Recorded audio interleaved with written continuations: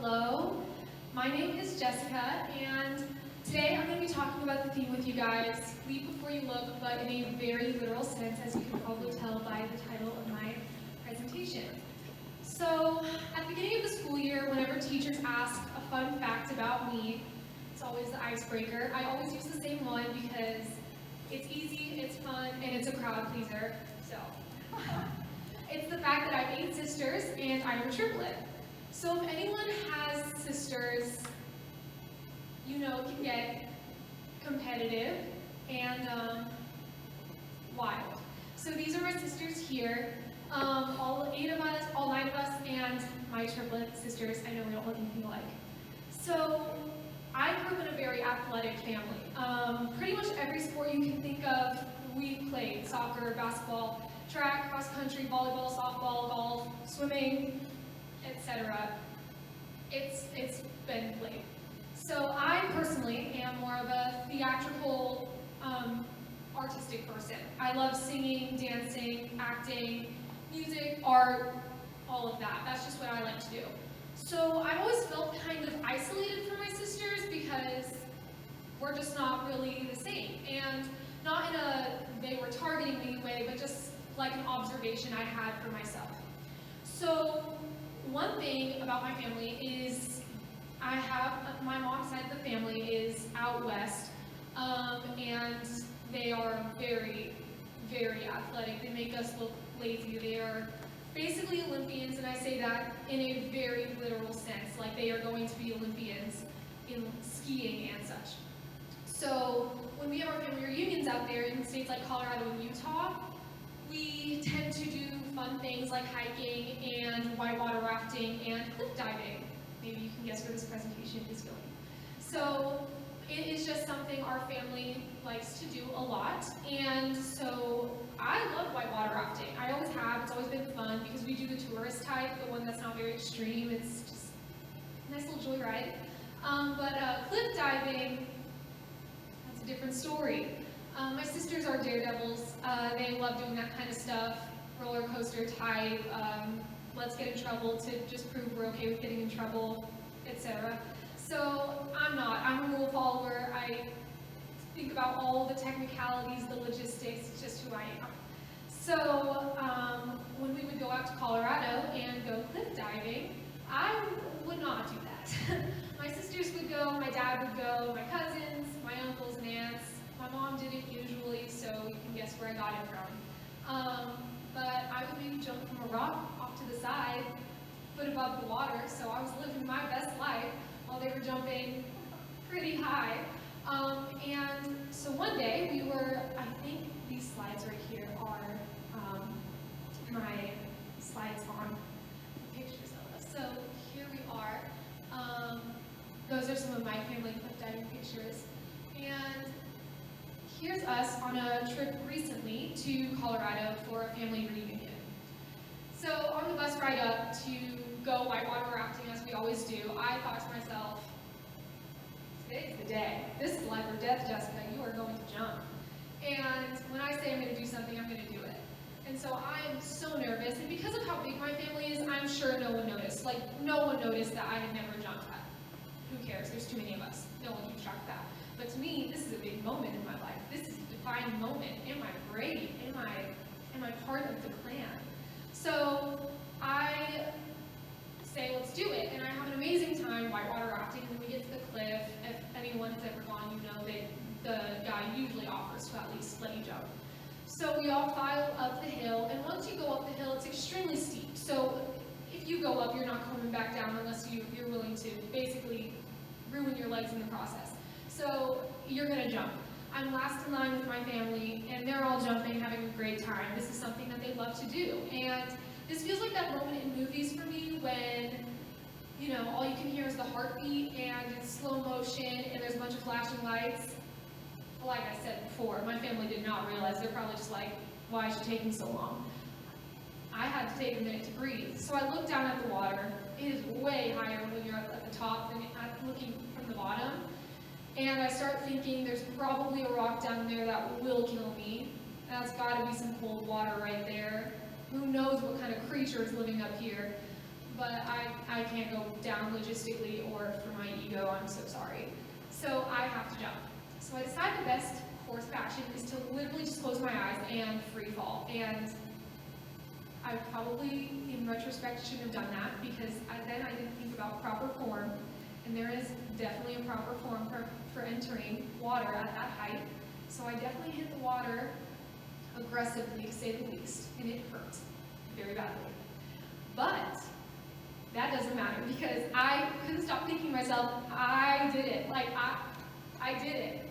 So I went back up again. All of us jumped a couple more times, and I felt high on life. I was just so happy with myself that I had done it. I was so proud that I had finally done it. And so then a couple years later, probably 2 years ago or so, my sisters and my brother-in-law went cliff diving here in Indiana, and there's a lot of heights there at the place we go. And at this point, clearly I'm a pro, so it was no biggie. Then my sisters say, let's do that one right there. So I look up at that one, and it is it's a doozy. It's a high rock. It's probably double the height of the one in Colorado. And I say, let's do it. Let's do it. I climb those rickety water mold type stairs, probably very dangerous and a safety hazard. But I gotta jump now, and I get to the front of the line, and now I can back out. This time I can, but there's a huge line of people behind me. There's a bunch of people down in the water staring, and then my sister says, come on, Jessica, jump. A couple people in the water catch on to my name and say, let's get her going. Jessica, Jessica. So now I gotta jump. There's no choice. So I do the classic method, close my eyes, and I free fall. I had the right form this time because I think I actually would have died if I didn't hit right this time. It was too high for that. But I just felt that freedom again, like I had done it. I had left before I looked again. And I was so proud of myself, and I know the adrenaline helped from that height, but I just was so proud. So I want to talk briefly about my dad. And he truly embodied this idea of leaping before you look. He passed away last year at the beginning of the year, but he was the living embodiment of this idea. If anyone's ever seen the movie Big Fish, very good movie. Basically the premise is this dad tells all these stories to his kid, and the kid says, I know you're lying to me. It's not funny to lie, Dad. And that's kind of how we were. These stories were just ridiculous. They didn't make sense, didn't logistically make sense, and we would just say, okay, I'm sure that happened, didn't it? And then one day we would run into a friend that was part of the story, and they would confirm over and over, yep, that happened. And he would always be right. And it was interesting because he would either have a new friend, he would have an amazing memory, a crazy story, or he had learned, I'm never doing that again. He got into so much trouble in military school, throughout life, he just broke all the rules. He was the black sheep for sure.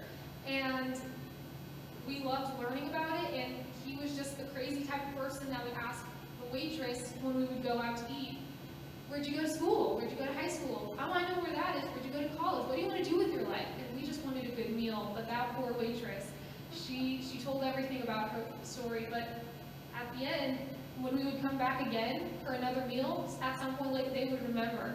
They would remember Dad. And it was just crazy. He created this labyrinth of memories and stories in his life, and he became a wise person because of it. He had wild stories to always tell that everyone wanted to hear, and there was always another story that incorporated him because he always took that chance. So I decided to fully incorporate this idea of leaping before you look into my life, probably mid-middle school, and now throughout high school. I'm a senior, so this is my last year, but I have had a wild ride with high school in a good way. I have so many amazing memories, but they're all memories I wouldn't have done if I hadn't started living my life this way, because they're all just things I would have been too scared to do otherwise. So I think this next slide is my life. Let's see. Yeah, so this is my life, just a few pictures.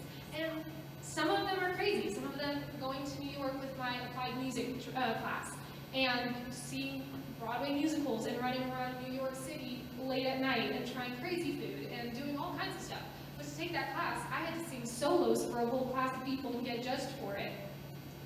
not ideal for me. I don't like singing in front of people. But I took that risk because I wanted to be a better singer and I wanted to have this experience, and I did. I got escorted home by the police at 3 a.m. one time because my friends were running around Carmel late at night. And I had to tell my mom in the middle of the night, you need to come outside, the police are here. And now I look back, and it's just a funny memory. But at the time I was crying because they said that I was going to have a court date, and I believed them. So looking back, it was a good memory. But I learned, and there were so many times when, yeah, I stay up till 3 a.m. thinking about that, how that was the most humiliating moment of my life, whatever it may be, but now I know I'm never doing it again. Or I think about the amazing friendship I have because I branched out and I talked to someone. For all I know, Mrs. Bolt, one day you're going to be a billionaire giving out freebies to your friends every other week. So, hello, I'm Jessica. So I don't know. But it's just talking to those people and trying to make those connections, because you're going to help your interpersonal relationships. You're going to just learn more about life, learn more about what you want to do, and I think that's amazing. So here at school, I'm a part of the Carmel Accents, and truly it has been one of the best experiences of my life. I've gone to Chicago with the group. We went through an undefeated season, won every award possible at competitions. I have traveled with them to different competitions, stayed overnight in hotels, just messing around, doing stupid stuff. And I've made some of my best friends there, one of which is a TEDx coordinator. I truly have just had the best time of my life. But when I was a freshman, I did not think I was going to make that group. I didn't even entertain the thought. I had to do a dance audition and a solo audition, and I had to sing a solo for the class.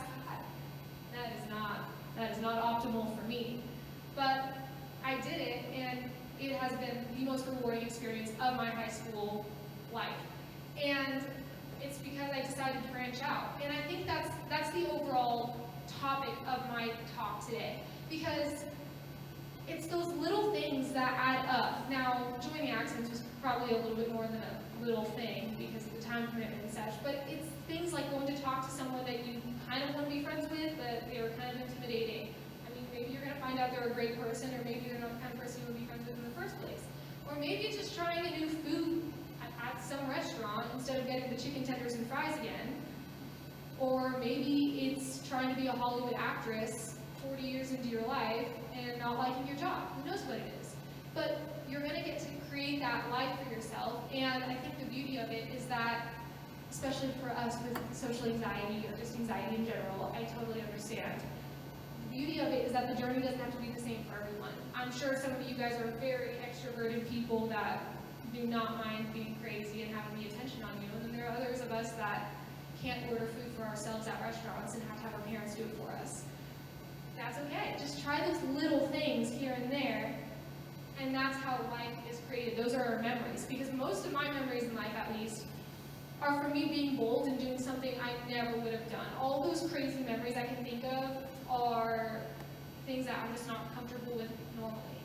So I guess what I want to say overall is genuinely leap before you look, because when you start looking at the water, you're going to see every problem with what's in the water. You're going to see that it's crumbly, there's rocks down there, there might be some ice shards, I don't know. You're probably making it up in your own mind. And that's the thing, you're going to start doubting yourself and doubting your abilities, and you're just going to walk back and you're not going to make that jump. So that's the overall idea. And like I've always wanted to say, thank you for coming to my TED Talk.